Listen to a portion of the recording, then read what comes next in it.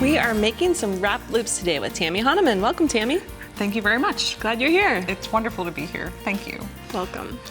So we are making, as you said, chain links, but incorporating crystals, Yes, because we all could use a little sparkle. definitely. Right? I am addicted to the sparkle. You know that. Yes. So real simple, we will do a wrap loop on one end of a length of wire. And these are pretty random, but traditionally I will cut about 3 inches.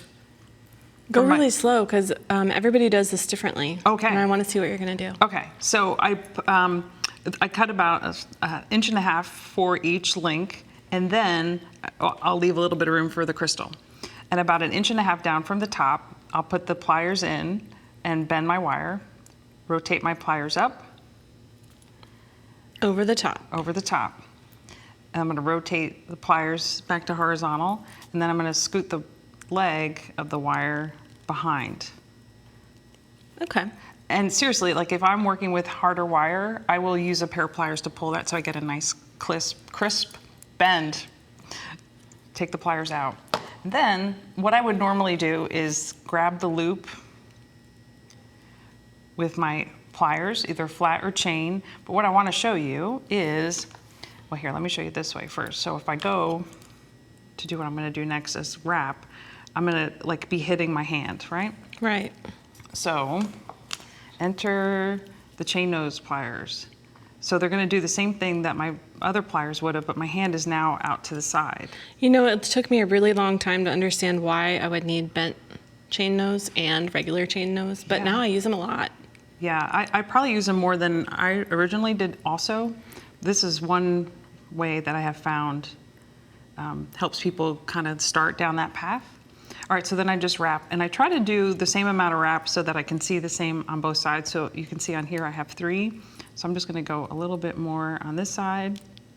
And then, so you see about an inch and a half works. You don't have a lot of waste. So when you're doing production and you're working, especially if you're working in a finer gauge, or finer metal, like a precious metal. Right. And then I'll just take a pair of flat nose, stabilize that wire, and tuck that end. Put on my crystal. Which you could use, so really you could use this length for any size bead. Anything. Right. Anything. And then when you're using maybe smaller beads, you probably just have to change the gauge of your wire. Okay. So now on my pliers, I know my first bend is going to be about halfway down the barrel, the nose of the pliers, to give me that depth that I want above the bead so that I get about the same amount of room on this side. Okay. And then this, where I put it here, will dictate the size of my loop so that I can try to keep my loops the same size. Right, and this is all about practice. Oh my gosh, being yes. able to eyeball that distance without measuring, I think it just takes making a million of these links. And I did that. You know, I thankfully was working on Christmas gifts, so it was just real easy. Just kind of kept making. Right. And then like, oh wait, I'm getting better at this. Can I have back your original gifts? And so see, I get almost about 3 turns. Okay. And then I'll just trim that, tuck in the end.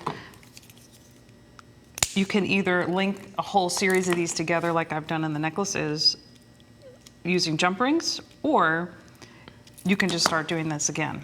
And so what I'll show you real quick is how I'm going to, again, about an inch and a half down, form my loop, tuck that tail. Now, before you finish that wrap, we got to open it up. It's so easy to forget. Oh my gosh, I have forgotten so many times. That's how you end up with the links that are connected by jump rings. That is correct. That is correct. But this makes a really sturdy chain. When you link the wrapped loops together, it's the strongest type of connection that you can make. Yep, because you know, jump rings unfortunately will come open if they get yanked on, or you pull on something, catch your bracelet as you're running down the stairs to, you know, oh wait, that sounds like I've actually done that before. Ditto. Yeah. And so then you, again, just throw on your bead and finish that second end with a loop. Okay. Okay, very good. Well, let's take a look at this necklace that you made using that technique. That is so pretty. I love the way that it looks. Thank you very much. Mm-hmm. And the jump rings give it some good distance between the beads too. It gives them a little room to breathe. Right. Yeah. And then this other blue necklace, those are simple loops. And we didn't show how to make those today, but if you can make wrap loops, you can make simple loops. Absolutely. Definitely. You got it. All right. Well, thank you so much, Tammy. Thank you.